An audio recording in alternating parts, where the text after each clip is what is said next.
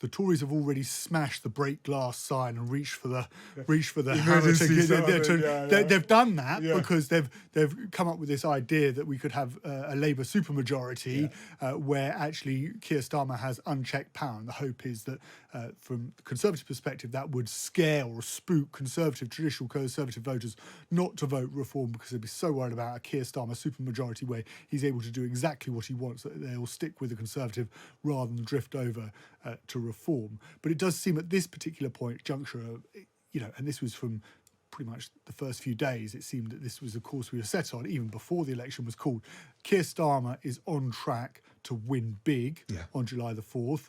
Of course, you can never predict events completely, but that is what everybody is predicting is going to happen. And looking at the polls, that's what's going to happen. And now, of course, the question is, and it's not even in the background anymore, is Nigel Farage and the pressure that he can put on the Conservative vote. Well, let's turn to Times Radio's political commentator, Theo Usherwood. Let's start off with Rishi Sunak, using a G7 platform where he's with other world leaders, supposedly talking about geopolitics, and use it to score domestic political points at the height of an election campaign. Is that the done thing, or is it not? It's against the rules. Right. Now, of course, there will be an argument within the Prime Minister's circle that particular speech, that particular question and answer session, where he basically tried to draw a line between Keir Starmer's plans on defence spending. Keir Starmer and his front bench have said that they will not increase defence spending to 2.5% of GDP until resources allow, versus the Conservative plans, which is to increase defence spending to 2.5% of GDP by 2030. There will be an argument that wasn't nakedly political. He was just trying to set out the differences in approach, given that we were talking, and he was at a G7 summit talking about future funding of Ukraine, and that he was simply trying to make the point that under the Tory government, the funding will be safe, it will be safeguarded, ring-fenced for Ukraine. But of course, he went down a fine line, a tightrope, by actually deciding to mention Keir Starmer, because the rules are clear that the ruling party should not use the resources of government to make a party political point, because those resources are not available to opposition parties. And that was the danger. Meanwhile, you've got the Tories trying to make a point about capital gains tax. There was an exchange last night in the seven-way debate between Penny Mordaunt and Angela Rayner, where Angela Rayner said there were no plans to increase capital gains tax. The Tories extrapolated that to suggest that the Labour might apply capital gains tax to primary residences, which would be a huge thing. It would be phenomenal. Huge thing. Surely there's no way. Well, but what was interesting was from Angela with respect to Angela Rayner, she hadn't been asked to deny it. If you actually look at the transcript of the exchange, she hadn't been asked to deny it. She'd just simply been asked about whether they were going to increase capital gains tax. She said there were no plans. As Nick Robinson made in that excerpt that you played, having no plans to do something does not mean that you cannot have plans in the future. Anyway, this afternoon, a Labour spokesman came out and said, actually, in terms of applying capital gains tax to primary residences, Labour wouldn't do that. Categorically, that's not going to happen. Nevertheless, there does remain a question mark over whether it could be increased from 28% when it comes to applying it to stocks and shares, or applying it to second properties. Right. And what of Sir Keir Starmer being grilled by the BBC's Nick Robinson in that Panorama special this evening? How did he come across? How vulnerable was he? How assertive was he? How prime ministerial did he look? There's a fundamental problem with his argument, especially in that part of the interview that you played.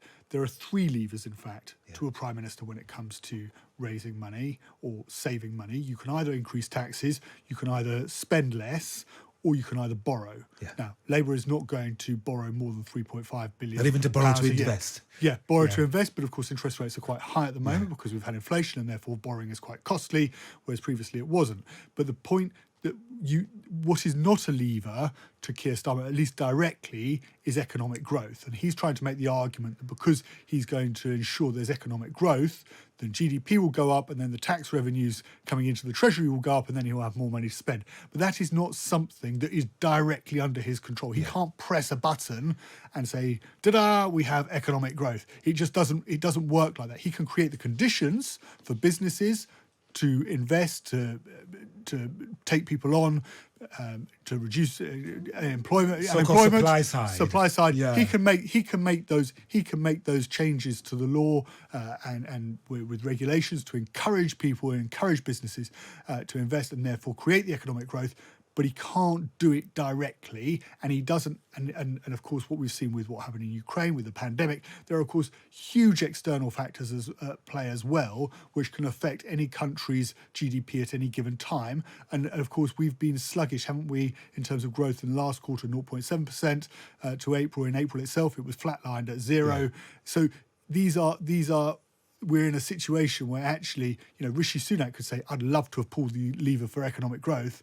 And of course, there is no growth. Right. And could the same be true of Keir Starmer? And then what happens to his sums? Because in a couple of years' time, he's got to find £20 billion of savings to unprotected departments, talking about the police, courts, local councils, transport. Yeah. And if he doesn't manage to get that economic growth in order to make up that shortfall, then those cuts are going to have to go ahead. Yes. And Theo, final thought. We're halfway through the 6-week general election campaign. I'm wondering whether the second half will be radically different from the first half, given where the Tories are in the polls, behind Reform UK in one poll. We'll talk about that with Joe Twyman of Delta Poll in a moment. What do you think? Are we going to see a change, do you think, from the main political parties? Because we're kind of getting into the home straight here. Yeah, we are getting into the home straight, and it's worth mentioning, of course, that the Tories have already smashed the break glass sign and reached for the hammer.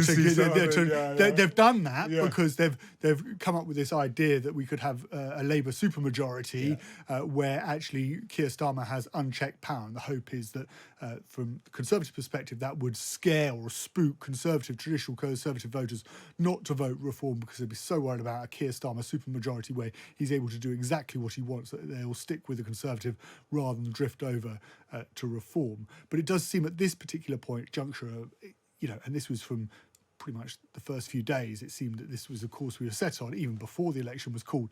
Keir Starmer is on track to win big on July the 4th. Of course, you can never predict events completely, but that is what everybody is predicting is going to happen. And looking at the polls, that's what's going to happen. And now, of course, the question is, of course, and it's not even in the background anymore, is Nigel Farage and the pressure that he can put on the Conservative vote. Times Radio's political commentator, brilliant summary. Thank you very much indeed for joining us on the show.